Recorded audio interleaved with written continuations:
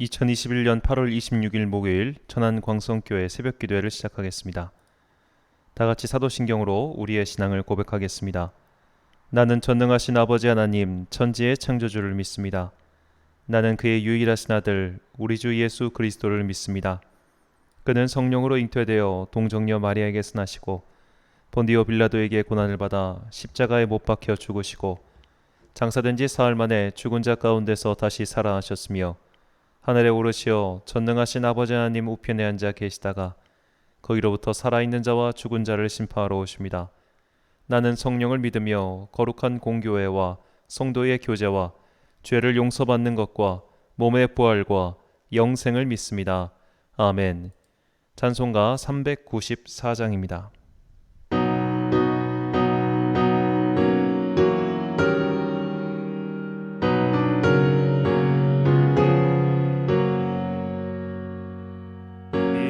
세상의 친구들 나를 버려도 나를 사랑하느니 예수뿐이세. 예수 내 친구 날 버리잔대. 온 천지는 변해도 날 버리지 않네.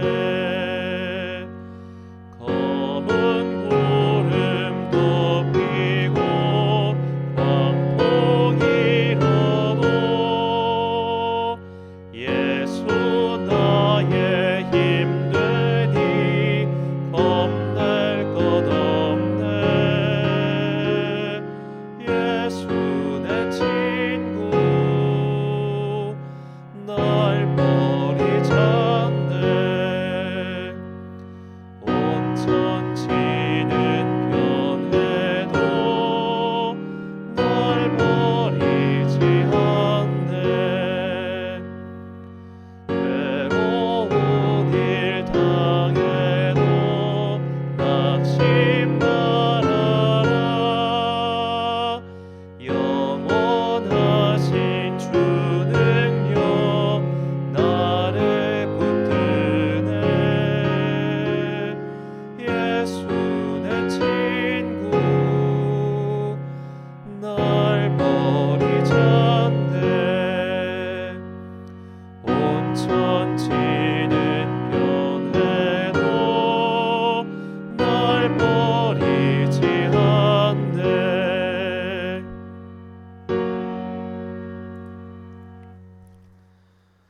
오늘 우리에게 주시는 하나님의 말씀은 누가복음 5장 1절부터 39절까지의 말씀입니다. 누가복음 5장 1절부터 39절까지의 말씀. 이제 봉독하겠습니다. 하나님의 말씀을 경청하십시오. 예수께서 게네사렛 호숫가에 서 계셨다. 그때의 무리가 예수께 밀려와 하나님의 말씀을 들었다.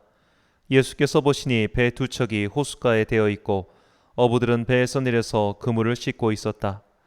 예수께서 그 배 가운데 하나인 시몬의 배에 올라서 그에게 배를 무태서 조금 떼어 놓으라고 하신 다음에 배에 앉으시어 무리를 가르치셨다. 예수께서 말씀을 그치시고 시몬에게 말씀하셨다. 깊은 데로 나가 그물을 내려서 고기를 잡아라. 시몬이 대답하였다.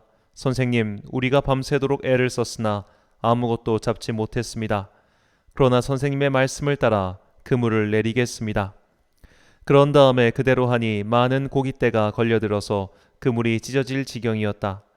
그래서 그들은 다른 배에 있는 동료들에게 손짓하여 와서 자기들을 도와달라고 하였다. 그들이 와서 고기를 두 배에 가득히 채우니 배가 가라앉을 지경이 되었다. 시몬 베드로가 이것을 보고 예수의 무릎 앞에 엎드려서 말하였다. 주님, 나에게서 떠나주십시오. 나는 죄인입니다. 베드로 및 그와 함께 있는 모든 사람은 그들이 잡은 고기가 엄청나게 많은 것에 놀랐던 것이다. 또한 세베대의 아들들로서 시몬의 동료인 야고보와 요한도 놀랐다. 예수께서 시몬에게 말씀하셨다. 두려워하지 말아라. 이제부터 너는 사람을 낚을 것이다. 그들은 배를 무태된 뒤에 모든 것을 버려두고 예수를 따라갔다. 예수께서 어떤 동네에 계실 때에 온몸에 나병이 든 사람이 찾아왔다. 그는 예수를 보고서 얼굴을 땅에 대고 엎드려 간청하였다. 주님, 하고자 하시면 나를 깨끗하게 해주실 수 있습니다. 예수께서 손을 내밀어서 그에게 대시고 그렇게 해주마, 깨끗하게 되어라 하고 말씀하시니 곧 나병이 그에게서 떠나갔다. 예수께서 그 사람에게 아무에게도 말하지 말라고 명하시고 이렇게 말씀하셨다. 가서 제사장에게 내 몸을 보이고 내가 깨끗하게 된 것에 대하여 모세가 명한 대로 예물을 드려서 사람들에게 증거로 삼아라. 그러나 예수의 소문이 더욱더 퍼지니 큰 무리가 그의 말씀도 듣고 또 자기들의 병도 고치고자 하여 모여들었다. 그러나 예수께서는 외딴 데로 물러가서 기도하셨다. 어느 날 예수께서 가르치시는데 갈릴리 및 유대의 모든 마을과 예루살렘에서 온 바리새파 사람들과 율법 교사들이 둘러앉아 있었다. 주님의 능력이 함께 하심으로 예수께서는 병을 고치셨다. 그런데 사람들이 중풍병에 걸린 사람을 침상에 눕힌 채로 데려와서는 안으로 들여서 예수 앞에 놓으려고 하였다. 그러나 무리 때문에 그를 안으로 들여놓을 길이 없어서 집으로 올라가서 기와를 벗겨 그 자리를 뚫고 그 병자를 침상에 누인 채 무리 한가운데로 예수 앞에 달아 내렸다. 예수께서 그들의 믿음을 보시고 말씀하셨다. 이 사람아, 내 죄가 용서받았다. 그래서 율법학자들과 바리새파 사람들이 말하기를 하나님을 모독한 말을 하다니 이 사람은 누구인가? 하나님 한 분밖에 누가 죄를 용서할 수 있는가 하면서 의아하게 생각하기 시작하였다. 예수께서는 그들의 생각을 알아채시고 말씀하셨다. 어찌하여 너희는 마음속으로 의아하게 생각하느냐? 내 죄가 용서받았다 하고 말하는 것과 일어나서 걸어가거라 하고 말하는 것 가운데서 어느 쪽이 더 말하기가 쉬우냐? 그러나 너희는 인자가 땅에서 죄를 용서하는 권세를 가지고 있음을 알아야 한다. 그리고 예수께서 중풍병 환자에게 말씀하셨다. 내가 너에게 말한다. 일어나서 내 침상을 치워들고 내 집으로 가거라. 그러자 곧 그는 사람들 앞에서 일어나 자기가 누웠던 침상을 거두어 들고 하나님을 찬양하면서 집으로 갔다. 사람들은 모두 놀라서 하나님을 찬양하였으며 두려움에 차서 말하였다. 우리는 오늘 신기한 일을 보았다. 그 뒤에 예수께서 나가셔서 레위라는 세리가 세관에 앉아있는 것을 보시고 그에게 말씀하셨다. 나를 따라오너라. 레위는 모든 것을 버려두고 일어나서 예수를 따라갔다. 레위가 자기 집에서 예수에게 큰 잔치를 베풀었는데 많은 세리와 그 밖의 사람들이 큰 무리를 이루어서 그들과 한자리에 앉아서 먹고 있었다. 바리새파 사람들과 그들의 율법학자들이 예수의 제자들에게 불평하면서 말하였다. 어찌하여 당신들은 세리들과 죄인들과 어울려서 먹고 마시는 거요? 예수께서 그들에게 대답하셨다. 건강한 사람에게는 의사가 필요하지 않으나 병든 사람에게는 필요하다. 나는 의인을 부르러 온 것이 아니라 죄인을 불러서 회개시키러 왔다. 사람들이 예수께 말하였다. 요한의 제자들은 자주 금식하며 기도하고 바리새파 사람들도 그렇게 하는데 당신의 제자들은 먹고 마시는군요. 예수께서 그들에게 말씀하셨다. 너희는 혼인잔치의 손님들을 신랑이 그들과 함께 있는 동안에 금식하게 할 수 있겠느냐? 그러나 신랑을 빼앗길 날이 올 터인데 그날에는 그들이 금식할 것이다. 예수께서는 그들에게 또 비유를 말씀하셨다. 새 옷에서 한 조각을 떼어내서 낡은 옷에다가 대고 깁는 사람은 없다. 그렇게 하면 그 새 옷은 찢어져서 못 쓰게 되고 또 새 옷에서 떼어낸 조각은 낡은 옷에 어울리지도 않을 것이다. 새 포도주를 낡은 가죽 부대에다가 넣는 사람은 없다. 그렇게 하면 새 포도주가 그 가죽 부대를 터뜨릴 것이며 그래서 포도주는 쏟아지고 가죽 부대는 못 쓰게 될 것이다. 새 포도주는 새 부대에 넣어야 한다. 묵은 포도주를 마시고 나서 새 포도주를 원하는 사람은 없다. 묵은 포도주를 마신 사람은 묵은 것이 좋다고 한다. 아멘. 두려운 마음을 가진 자들에게란 제목으로 하나님의 말씀 선포하겠습니다. 예전에 사역했던 교회에서 있었던 일입니다. 교회 근처 아파트 단지 안에 부목사 사택이 있었습니다. 그래서 부목사들이 그 일과 후에 사복을 입고 편한 복장으로 다니다가 교인들과 마주치는 일이 잦았습니다. 그런데 정작 부목사들은 그것에 대해서 별로 신경을 쓰지 않는데 교인분들께서 괜히 민낯으로 나갔다가 목사님을 뵈게 될까봐 음식물 쓰레기를 버리러 갈 때도 꼭 화장을 하고 나간다는 말씀을 들은 적이 있었습니다. 누군가를 만날 때 빨리 자리를 피하고 싶은 순간이 있습니다. 지금 자신의 상태가 별로일 때, 화장을 안 했거나 복장이 이상하거나 혹은 낯부끄러운 상황일 때 우리는 얻는 그 자리를 피하고 싶어 하죠. 경찰청의 포토라인에 서서 얼굴을 가리고 모자를 쓰고 고개를 푹 숙이는 이유는 낯을 들기 부끄럽기 때문입니다. 그래서 빨리 지나가려고 하는 것이죠. 주님을 만난 베드로가 딱 이랬습니다. 오늘 본문 말씀은 예수님께서 갈릴리의 어부였던 자들을 제자로 부르시는 장면입니다. 주님께서는 베드로를 비롯해 야고보와 요한 등 어부로 살았던 사람들을 부르시는 이야기는 공관복음서에 모두 등장하죠. 하지만 다른 복음서에는 이들을 부르실 때 구체적인 정황을 이야기하지 않습니다. 오직 누가복음만이 그날 있었던 일을 상생하게 전해주고 있습니다. 본문 5절 말씀입니다.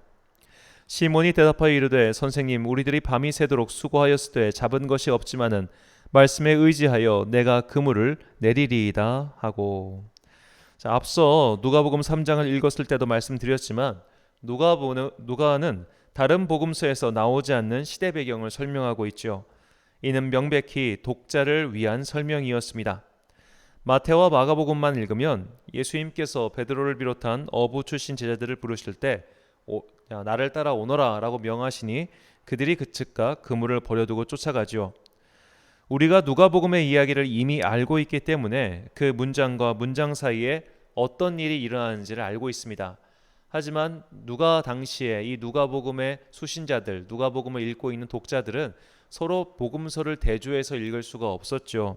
그렇기 때문에 자연스럽게 예를 들어 마태복음을 읽을 때 버려두고 쫓으니라 이 말 사이에 도대체 그들은 왜 버려두고 쫓았을까라는 의구심이 생길 수도 있을 겁니다. 누가는 이 복음서를 읽는 데오빌로 같은 이들이 응당 생길 수 있는 그 의문에 대해 설명하고 있는 것이죠. 베드로는 오늘 본문에서 밤새 노력하고 있습니다. 할 수 있는 모든 수단과 방법을 동원해서 최선을 다해 자기의 일을 했습니다. 하지만 그가 밤새 일한 결과는 허탕이었습니다. 그렇게 빈손으로 돌아와서 이제 그물을 말리고 들어가서 잠이나 자야겠다라고 생각했을 겁니다. 그런데 예수님께서 베드로에게 말씀하십니다. 다시 나가서 그물을 던져봐라 라고 말이죠. 이에 베드로는 밤새도록 고생해서 얻은 것은 없지만 선생님이 그리 말씀하시니 제가 한번 따라 보겠습니다 라고 대답합니다. 그리고 그 한 번의 수긍으로 인해 동료의 배까지 꽉 찰 정도의 대목을 낚았습니다. 베드로가 주님을 만났을 때는 그가 자신의 힘으로 무언가를 해보려고 하다가 실패했을 때입니다. 죽어라 노력해서 발버둥을 쳐봤는데 아무 소득이 없었습니다. 우리 인생에서도 이런 일이 참 많습니다. 죽어라 노력해도 사실 안 되는 일 투성입니다. 프로야구 선수들을 보십시오. 빛나는 재능을 가진 이들은 시합 전날 밤새도록 술을 마셔도 그 다음날 아무렇지도 않게 던져서 승리합니다. 그러나 재능이 없는 이들은 밤새 공을 던지고 연습해봤자 어깨만 망가집니다. 발버둥 쳐도 안 되는 일은 흔하디 흔합니다. 노력해도 안 될 때, 내 힘으로 안 될 때, 발버둥 쳐도 변하지 않을 때, 그때 우리는 깊은 탄식과 절망과 무력감에 빠집니다. 나는 아니구나 라는 생각이 들지요. 모든 성도들은 바로 이 부분까지 내려와야 합니다. 나는 아니구나 라는 자기인식 말이죠. 죄는 사방을 둘러봐도 아닌 상태입니다. 죄는 자기 자신을 괴롭게 만드는 상태입니다. 밤새 허탕을 친 베드로가 그랬습니다. 오늘도 베드로와 같은 상황에 처한 분들이 많죠. 아무리 해도 안 될 때 말입니다. 코로나가 온 것이 누군가의 잘못 때문일까요? 코로나에 걸린 사람이 가게에 들어온 것이 가게 사장님의 잘못 때문일까요? 그러나 그 일로 인해 가게 영업에 심대한 타격이 왔을 수도 있겠지요. 코로나 같은 전염병이 터질 줄 알고 이 시기에 개업을 했겠습니까? 우리는 잘못된 선택 때문에 망하기도 하지만 운명과도 같은 거대한 파도 때문에 망하는 경우도 많습니다. 그날 그런 일이 일어날 줄 누가 알았으며 내 계획이 이렇게 무너질 줄 누가 알았겠습니까? 그러나 이처럼 내 사방이 막혀 있고 내 기반이 무너지는 그때야말로 내 힘으로는 더 이상 아무것도 할 수 없다고 그렇게 느꼈던 그때야말로 주님을 만날 때입니다. 나의 가면이 부서질 때, 나를 감추기 위해 덕지덕지 발라놓은 화장이 사라질 때, 그렇게 내 영혼의 민낯이 드러날 때, 그때가 바로 주님을 만날 때입니다. 베드로는 그때 주님을 만났습니다. 누군가 나의 민낯을 보면 부끄럽지요. 누군가가 내 속마음을 들여다본다고 하면 절대로 허락할 수 없겠지요. 누군가가 내 핸드폰만 본다고 생각해도 흠칫 놀라는 것이 우리 아닙니까? 베드로는 그날 자신의 민낯을 주님께 들킨 것 같았습니다. 나는 아무리 해도 안 되는 인간이구나. 나는 이런 인간이었구나. 그런데 내 앞에 지금 주님이 계시다니. 베드로는 더 이상 예수님을 쳐다볼 자신이 없었습니다. 본문 8절 말씀입니다. 시몬 베드로가 이를 보고 예수의 무릎 아래에 엎드려 이르되 주여 나를 떠나소서 나는 죄인으로소이다 하니. 이 구약 시대에 하나님의 천사를 본 사람들은 다들 나는 이제 죽었구나 라고 말합니다. 기드온도 그랬고 삼손의 아버지 마노아도 그랬습니다. 그만큼 신적 존재 앞에서 인간은 무력하고 부끄럽고 두려움을 느끼기 마련이죠. 우리도 그렇습니다. 기도를 하다가 내 죄가 번뜩 떠오를 때, 내가 숨기고 싶은 모습을 주님께서 다 보고 계셨다고 생각이 들을 때, 내 거짓이 탄로나고 내 위선이 드러났을 때 우리는 낯이 부끄러워 숨고 싶어집니다. 그때는 내가 주님을 떠나든지 주님께서 나를 떠나시든지 둘 중 하나의 상황을 택하고 싶어지죠. 보이고 싶지 않은 민낯, 자신의 영혼의 진짜 상황을 본 베드로는 그렇게 주님께 떠나달라 말씀드렸습니다. 그러나 주님께서는 영혼의 민낯을 드러낸 베드로를 꾸짖거나 회개하라고 호통치지 않으셨습니다. 그들에게 삶의 새 의미를 주셨습니다. 본문 10절 말씀입니다. 세베대의 아들로서 시몬의 동업자인 야고보와 요한도 놀랐습니다. 예수께서 시몬에게 이르시되 무서워하지 말라. 이제 후로는 내가 사람을 취하리라 하시니. 아멘. 주님께서는 베드로와 그의 동업자인 야고보와 요한에게 무서워하지 말라고 하십니다. 자신들의 민낯이 드러난 그들은 예수님을 무서워하였습니다. 내가 이런 죄인인데, 내가 이렇게 못난 인간인데 어떻게 하나님께서 나를 용서하시겠어? 어떻게 하나님께서 나를 받아주시겠어? 나는 안 되는 인간이야 라는 생각에 무서워서 웅크리고 있는 자들에게 주님께서는 무서워하지 말라라고 말씀하십니다. 이것이 오늘 우리에게 주시는 하나님의 말씀입니다. 죄를 직면하는 일은 두려운 일입니다. 내 민낯을 가장 두려워하는 이는 어쩌면 자기 자신입니다. 그래서 우리는 온갖 가면과 거짓말을 사용해서 자신을 꾸며댑니다. 괜찮지 않은데 괜찮은 척하고 삽니다. 그렇게 세월이 흐르면서 어느덧 거짓말은 내 안에서 진실인 것처럼 탈바꿈됩니다. 인간은 자신의 거짓말을 진실로 굳게 믿을 수 있습니다. 그렇게 켜켜이 감춰진 거짓의 가면이 마침내 부서지고 그 앞에 주님이 서 계십니다. 그때 우리는 엄청난 두려움에 빠집니다. 평생 동안 감춰놓은 죄가 들통났을까봐, 평생 동안 가리고 살았던 나의 치부가 드러났을까봐 너무 무서워서 등을 돌려버리고 싶어집니다. 그때 우리의 속사람은 어떤 말을 하고 있을까요? 살려주세요입니다. 나를 제발 이 상황에서 살려주세요. 나를 제발 죽이지 말고 살려주세요. 그리고 제발 나를 좀 도와주세요 라고 말입니다. 그런 두려움에 빠진 자들에게 주님께서는 두려워하지 말라라고 따뜻하게 말씀하십니다. 주님의 제자들도 엄청 두려웠습니다. 인간이 행할 수 없는 기적을 일으키시는 그분이 두려웠습니다. 그러나 정작 위기가 닥치자 그분을 배신하고 등졌던 자신들의 과거 행적 때문에 두려웠습니다. 예수님의 얼굴을 볼 낯이 없어서 그들은 다시 그물을 들고 어부일을 하였습니다. 그러나 제자들은 사랑과 용서의 주님을 만났습니다. 혼내지 않으시고 벌 주지 않으시고 그들을 위하여 아침 밥상을 준비하신 주님을 만났습니다. 그때 그 자리에서 주님의 아침 밥상을 먹었던 사도 요한은 믿음의 후손들에게 다음과 같이 말하고 있습니다. 요한일서 4장 18절 말씀입니다. 사랑 안에 두려움이 없고 온전한 사랑이 두려움을 내쫓나니 두려움에는 형벌이 있음이라. 두려워하는 자는 사랑 안에서 온전히 이루지 못하였느니라. 아멘. 주님의 온전하신 사랑이 우리의 근원에 뿌리 박힌 두려움을 모두 내쫓아 버립니다. 그리스도의 사랑으로 말미암아 우리는 주인의 벌칙을 두려워하며 벌벌 떨어야 하는 종이 아니라 주님의 자녀가 되었기 때문입니다. 사랑하는 천안 광성교회 성도 여러분, 그리고 이 새벽을 함께 깨우고 계신 귀한 주님의 자녀 여러분, 주님께서는 여전히 사랑과 은혜로서 우리를 바라보시며 두려워하지 말고 무서워하지 말라고 말씀하십니다. 너의 민낯을 드러내도 괜찮다. 너의 거짓이 들통나도 괜찮다. 나는 다 알고 있다. 그러니 더 이상 괜찮은 척하며 가면을 쓰지 말고 그냥 너의 모습 그대로 나에게 와라 라고 부르고 계십니다.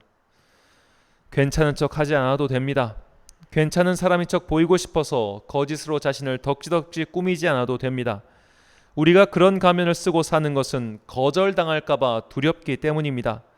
사람들이 나의 이런 모습을 알게 되면 경멸하고 싫어할까봐 그러는 겁니다. 그러나 주님께서는 우리를 경멸하지도 않으시고 싫어하지도 않으십니다. 오늘도 우리에게 무서워하지 말라고 말씀하시며 따뜻한 눈빛과 손짓으로 부르고 계시는 그분의 음성을 듣고 그분의 마음을 깨달아서 주님의 온전한 사랑으로 내 안에 있는 모든 두려움을 내쫓아버리는 여러분과 제가 되시길 간절히 축원합니다. 기도하겠습니다. 사랑과 은혜가 충만하신 아버지 하나님, 우리는 멀쩡한 척하며 살고 있지만 실상은 민낯이 드러날까봐 두려워하며 살고 있습니다. 그래서 온갖 가면을 쓰고 진한 화장을 덕지덕지하며 살고 있습니다. 주님께서는 괜찮다 괜찮다 하시는데 괜히 나는 안 괜찮아서, 괜히 나는 쑥스럽고 부끄럽고 숨고 싶어서 그런 가면을 쓰고 살았습니다. 제발 주님 앞에 나오는 이 개인의 기도 시간만이라도, 주님을 오롯이 바라보는 이 새벽의 시간만이라도, 이 기도의 시간만이라도 화장을 지우고 가면을 벗고 쭈뼛거리는 마음으로 주님 앞에 나오게 하옵소서. 그때 주님은 회초리를 들고 너 왜 그랬어? 라고 때리지 않으시고 무서워하지 말아라 라는 따뜻한 음성과 온전한 사랑으로 우리 안에 있는 두려움을 내쫓아 주실 것을 믿습니다. 주님을 믿는 귀한 성도들을 위하여 기도합니다. 오늘도 밤새 일하다가 아침에 해를 보며 퇴근하는 성도가 있습니다.